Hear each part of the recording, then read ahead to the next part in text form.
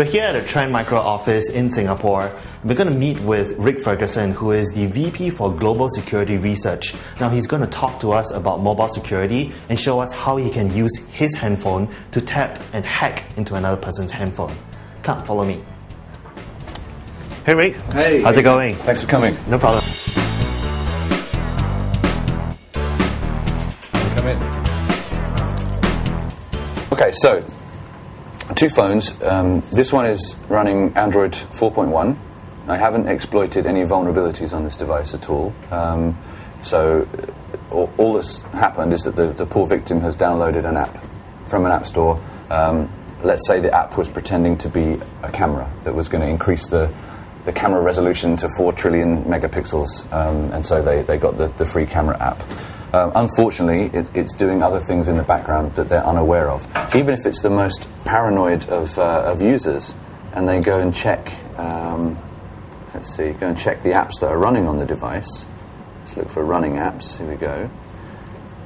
You can see there's nothing suspicious actually running on that device at all right now. The other phone here is an iPhone, but to be honest, it could be anything. All I'm doing from here is sending SMSs. So I could even send this from the oldest Nokia in the world. It would still work. So this phone is actually deeply compromised, but the user is entirely unaware of that. So if we simply send a message to that phone that just says, "This is your master."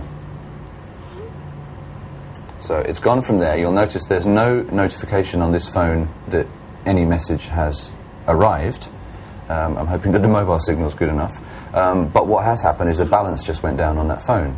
So obviously if this was a contract phone, you wouldn't even get a message that the balance just went down. The reason the balance went down is because the phone sent me a reply. It says, "I'm ready to serve you." So if we go into the messages on this device, there's been no messages received other than one from my UK service provider telling me that I'm abroad. But none of this is your master stuff has been received because the malicious app is intercepting those text messages and making sure that it acts on them but doesn't display them to the end user. So now that we know we have control over that device, we can send other commands. So for example, we could send, if I could type upside down effectively, SMS spy enable. So send that command to the device. Again, no notification. If you look in the notifications, no notification that a message is received. But now any incoming text message to this device will be intercepted, stored in a text file in local storage on that Android device. Let's say this phone belongs to a corporate executive, and you've also compromised the PC as well, which is far more simple than compromising the mobile device. Or Justin Bieber, for that matter. Or Justin Bieber even. Could be anybody. And you know that they have a very important meeting at 12 o'clock today, and you'd like to know, because you've read it in the calendar on the compromised PC, and you'd like to know what happens in the meeting. So you can, having the phone under your control, simply send another command. This one says monitor now, and there's a number after it. So monitor now 1. That's just been received. So right now, the microphone on this device has just been activated, and now it's recording everything that we say around the device. Again, completely invisible, and even if we had the screen blacked out, anytime any of these messages were received, nothing would happen with the device. The microphone is still active and still recording right now. There are other commands to activate the camera, take video footage, take photo stills, and so on. So if it comes to a point where I think, okay, I've got the information that I want from that phone right now, I've got a day's worth of text messages, I know there's been some phone calls, I turn the microphone on, I have a bunch of data, it's time for me to retrieve that data. I can simply send another command to the compromised device, if I can remember upside down where the keys are. It just says upload files. So now what the compromised device is doing is taking, in this example, that 1 minute of audio data and anything else that was received at the time. So the message was just received. So now it's packaging it up into a zip file, uploading it to a website, and when it's done, it will send back a text message to the controlling handset with a URL where we can simply go and download all of that stolen information. There you go. So you can see the balance has gone down again, and that time that's because it's just sent another text message. And this text message here says uploaded, file download URL, file delete URL.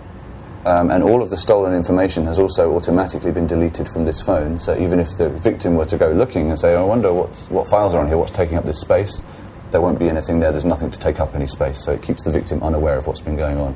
So what we'll do now is we'll get a web browser up on the laptop and go to this URL just to demonstrate that this is not a lot of hocus pocus and it's the right audio of me talking just now. Okay, so we're going to go to that same URL, sendspace.com. Now, there's nothing illegal or bad about Sendspace. It's just a file where you can a site where you can upload and download files. LCYHNJ. And if you like, we can leave this URL active for your readers or viewers. And we'll go look in my downloads. There it is. And what have we got here? Activated, and now it's recording everything that we say around the device. Again, completely invisible, and even if we had the screen black out, anytime any of these messages were received, the same audio that I was you heard earlier in the video, right? There are other commands to. So, and that could include a text file of all the text messages that have been received on the device. It could include separate audio for each of the telephone calls or video or anything else for that device.